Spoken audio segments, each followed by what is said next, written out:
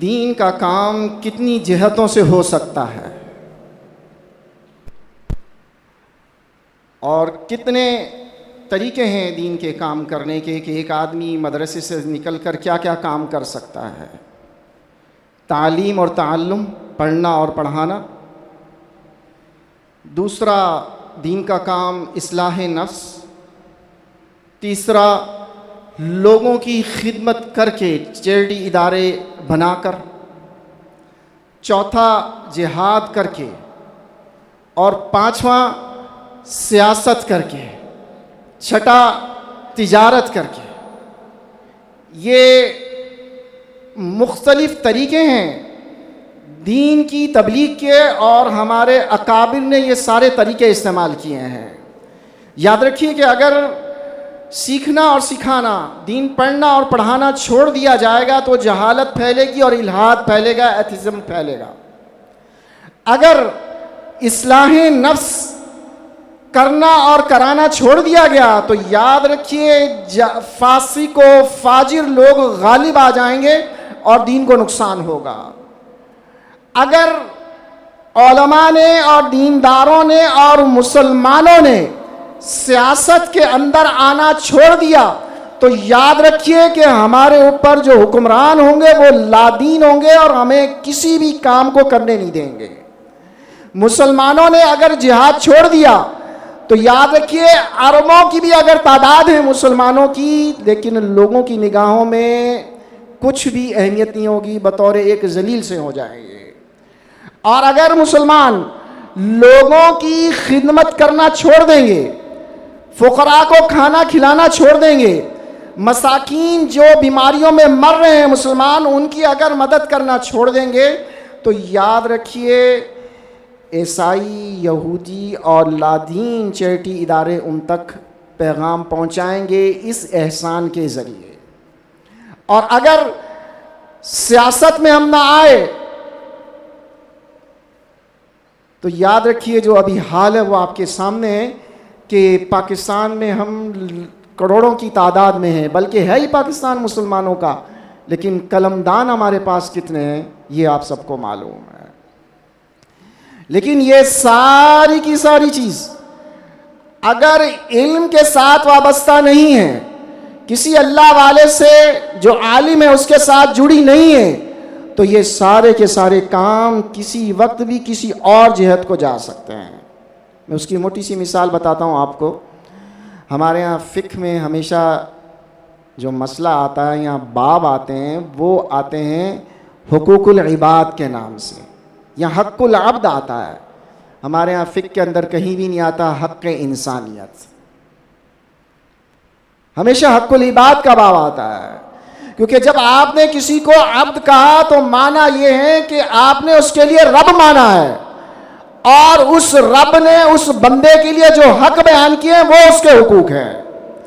لیکن اگر آپ نے کسی کو انسان مانا، یہ آج کل کی اصطلاح ہے کہ انسانیت کے لیے کام کرنا، یعنی انسان وہ ہے کہ جس کے حقوق انسان نے بنائے اور اس کے ضمن میں رب کے وجود کا انکار ہے۔ یہ باقاعدہ آج کل ایتھزم کی ایک اصطلاح ہے اور اس اصطلاح کو لے کے چلا جا رہا ہے، لیکن ہمارے عمومی طور پر مسلمان اس اصطلاح کو اچھے معنی میں استعمال کرتے ہیں، لیکن اس اصطلاح کا پس منظر نہیں پتا۔ ہمارے یہاں فقہ کے اندر جتنے ابواب ہیں آپ دیکھیے، جب بھی مسئلہ آئے گا کسی انسان کے حق کا تو لکھا جائے گا حق العباد، یعنی بندے کا حق، اس کا وہ حق ہے کہ جو اللہ تبارک و تعالیٰ نے دیا ہے، اس کے علاوہ نہیں ہے۔ اس کے جو بھی حقوق کی بات ہوگی وہ اللہ تبارک و تعالیٰ کے بتائے ہوئے کی ہوگی، لیکن مد مقابل جو حق انسان ہوگا ضروری نہیں ہے کہ وہ شریعت کے تابع ہوگا۔ تو عام طور پر دینی ادارے بھی جب خدمت خلق کے لیے نکلتے ہیں تو بعض اوقات ایسے الفاظ استعمال کر لیتے ہیں کہ جن الفاظوں سے بعض اوقات اس کے ذہن میں بھی نہیں ہوتا آدمی کے کام کرنے کے، اس کو پتہ بھی نہیں ہوتا کہ اس کے پیچھے کیا ہے، وہ اسے استعمال کر رہا ہوتا ہے۔ تو یہاں سے نکلنے والے جو طلبہ ہیں ان تمام جہتوں میں اگر کام کریں گے، اور آپ علیہ الصلوۃ والسلام کے مدرسہ مبارکہ میں جو لوگ تھے آپ دیکھ لیں، خدمت خلق بھی ہو رہی تھی، جہاد پہ بھی جا رہے تھے، تعلیم و تعلم بھی تھا، سیاست میں بھی تھے. سیدنا ابو بکر صدیق رضی اللہ تعالیٰ عنہ اگر روایتیں بیان کرتے تو شاید حضور علیہ الصلوۃ والسلام کی صحبت مبارکہ میں سب سے زیادہ رہیں. لیکن روایتیں کتنی ہیں؟ سیدنا عمر سے کتنی ہیں؟ سیدنا عثمان سے کتنی ہیں؟ سیدنا علی سے کتنی ہیں؟ لیکن سب سے زیادہ سیدنا ابو ہریرہ سے ہیں, سب سے زیادہ سیدہ عائشہ سے ہیں, سب سے زیادہ سیدنا عمرو بن عاص سے ہیں. کیوں؟ کیونکہ یہ مختص ہے ان کاموں میں, وہ مختص ہے ان کاموں میں. سیدنا خالد بن ولید رضی اللہ تعالیٰ عنہ ساری زندگی جہاد میں رہے. آپ کو اصلاحی نکات کا جو غلبہ نظر آئے گا سیدنا ابو ذر غفاری رضی اللہ تعالیٰ عنہ میں آئے گا, ورنہ یہ سارے کے سارے ان کاموں میں تھے, لیکن کسی میں کسی کا غلبہ ہے. اسی طرح مدارس سے نکلنے والے طلبہ کچھ چیزوں کے اندر مضبوطی حاصل کرنے کے ساتھ مختلف جہتوں میں جب غلبے کے ساتھ کام کریں گے تو دین کا کام جب مختلف جہتوں سے ہوگا تو بہت اسپیڈ اور بہت تیزی کے ساتھ پھیلے گا. لیکن بشرط یہ کہ ہم ایک دوسرے کی ٹانگ نہ کھینچیں.